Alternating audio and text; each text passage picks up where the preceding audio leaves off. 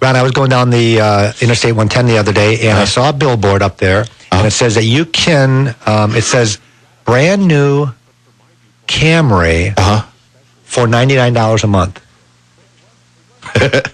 Now, they had fine print, and I'm not dogging the dealer because I'm not sure if it was over here in Pensacola, if it was a Mobile dealer that was trying to get into the Pensacola market. It didn't really, well, actually it did say. I would be, admiss it. Don't be doing it. Just hold back. They have fine print underneath that billboard, and I tried to slow down where the guy in back of me wouldn't kill me, because if they were driving a Toyota, I might have got rear-ended. Oh, that wasn't even good. I know, that was a joke. That was a bad joke. But I tried to see if I could see if that was a lease or if it was a purchase with like $5,000 down or something. I really couldn't make it up. Make it out. And what I'm getting at, folks, is that this is this is one of the things that I think is typical of what I would lead into. And I don't want to use the term false advertising because it's not false advertising. I'm sure the billboard they have, you can do what they say, but you have to meet certain parameters. And if those parameters aren't normal, and I read it, I saw a paper ad the other day, Ron, for that same type of vehicle, and the total amount that you had to come up out of pocket was almost $8,000. They said $5,500 down, plus the taxes, which are almost $1,600, the doc fee, the tag transfer, the get ready fees. When I added that together, it came up to $8,000. The average person that walks in has maybe $1,000 to $1,500 down, the average person. Every once in a while, we get somebody that comes in and pays cash. Every once in a while, we have somebody that has no money down whatsoever. Some people are even negative, where they owe more money on a car than what they have. But in this particular case, to come up with $8,000 down to get a $99 payment, well, anybody can advertise that. Why don't you just advertise the car for $1? Yeah, sure. Put down $20,000, and all you have to do is pay $1, Ivan, doesn't this go back to what Don was reading off of this this nice report that we got? It says, first off, let me say, I hate car shopping. Sure. Now, that's how that starts, though. Yeah, because they walk in there and say, where's that car for $99? What a shocking statement. He hates car shopping. Yeah, and then here comes the band on the side, and they got the hoop with the flame in it. Okay, you got to jump through this and then dive over there, and then we have to have your wife stays with us for a year, and then your kids, they can't have the kids. Right. All these, it's just crazy. Folks, Well, get your keys down off the roof. Yeah, if you really believe in that and you love to challenge yourself, and there's people that love to challenge themselves. I'll find out how to do that. Well, I would. If you're looking for a Toyota, and again, I'm not trying to dog Bob Tyler Toyota. He's the exclusive Toyota dealership in town. Toyota is the best product in the world. I know they've got the recall situation.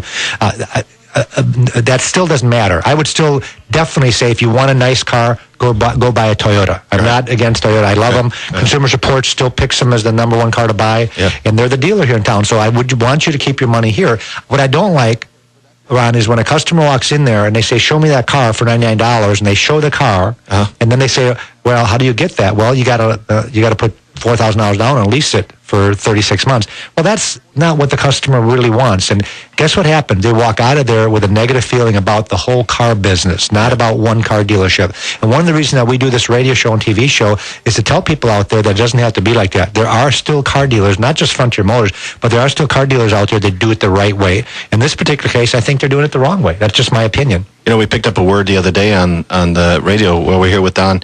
Smart money buys used cars. Smart money buys used cars. And that was in the Consumer Reports. And smart money is now buying used cars instead of new. But I still think you got to go with this two sentences here. First off, let me say, I hate car shopping. Why is that, though? Well, that's because of that. No, it's because of that. It's because of that Mickey Mouse stuff, those gimmicks, midnight sales. I got one of those things in the mail the other day that they were having a big, huge sale, and they were going to give me more money for my car than it was worth. Come on, folks. Quit believing all that stuff. That's why, at the start of the show, we said, hey, this customer asked, why are you guys selling more cars than the other guys? Because we don't pick on people. We haven't picked on people for 20 years. And these people that have picked on people for 20 years, they're mad about it. They're tired of all that crap. What they really want to do is they want to come in. They want to look at a car. They want to make a good decision. They want to pick out a silver car, not a red car. They want the 4-door car, not a 2-door car. And they're not looking for $99 a month. Everybody's looking for something affordable, something right. And you were talking about interest rates. They're looking for good interest rates, something that's affordable. It's really a pretty simple process. I apologize to all the other car dealers. They're the ones that are making it complicated, folks. It's not that hard to pick out a car and buy one. It's just sometimes people make it complicated. And talking about Toyota again, I'm going to jump on the positive bandwagon. All right. Consumers Reports, most and least reliable car. The number one most reliable car is the Toyota Prius. Wow. The number two is a Toyota Highlander. Wow. This is in different categories. Right. The number three is the Lexus, which is a Toyota product. Right. And the number four, believe it or not, way back in 2001, it was the Toyota Echo. Right. So when you go back into the world of reliability, Toyota is the best car to get. And we always urge the people in the Pensacola area to keep their money in Pensacola and, shop outside first and then use the figures you get from outside the area to buy at the local dealer. Don't go to the local dealer first because it makes it too easy for the outside dealer, the other dealer, to beat the price. Because the local dealer gives you a price, you take that local price to another agency. All they have to do is keep dropping the price till they're there, and they're still not going to buy it. You're going to come back home, but then go another $200 or $300 and you buy it there, and we lose a sale here in Pensacola. So what I'm urging you to do is go outside the area first, by internet or by car. Drive over to Mobile, drive to Fort Walton, wherever. Not to say that's a different country, but I'm talking about Pensacola, just our area right here.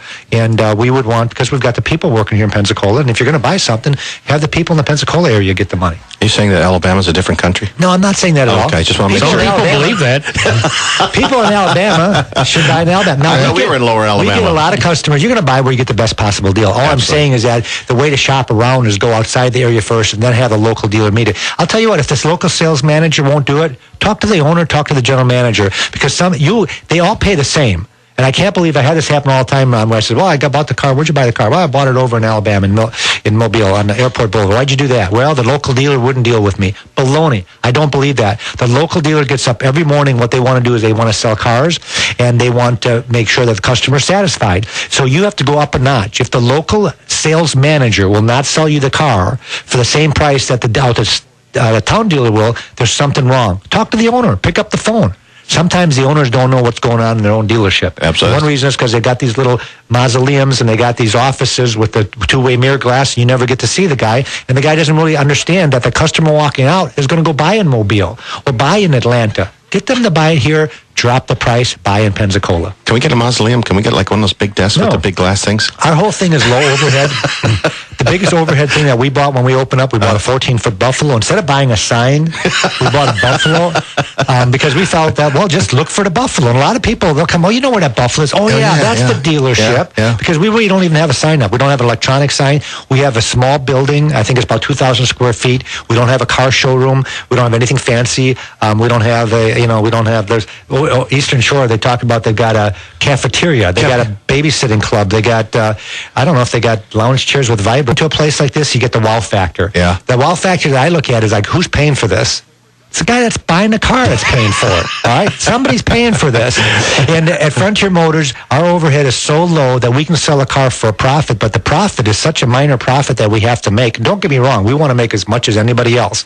But we're smart enough to know that we can make a little bit on every customer. And when last month we sold 170 vehicles, that adds up. So we're turning a profit and still beating the competition because our overhead is quite a bit lower. And look, we still have free coffee. We still have free cold filtered water. No, we don't. Our water fountain blew up the other day. How does a water fountain blow up? The water line was so brittle from us not replacing it because we have low overhead that we came in the morning, we had 4 inches of water throughout the whole dealership because it ran all night long. So we are completely out of water. Do not stop drinking free water. We call it low tide now.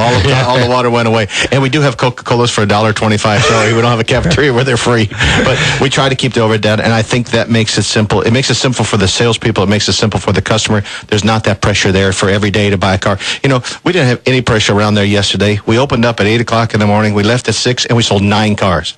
And you couldn't tell we sold 9 cars. I mean, that's the way we do business, and every one of them are smiling. Every one. I got 3 hugs yesterday, and they weren't guys. I didn't get no hugs. I know you weren't. You were buying cars yesterday. It was auction day. I got 3 hugs yesterday. You don't get hugs from buying cars, do you? Only if you're really, really happy. We do have to mention that our 300-car inventory this morning is down to 268 cars. So we are definitely false advertising.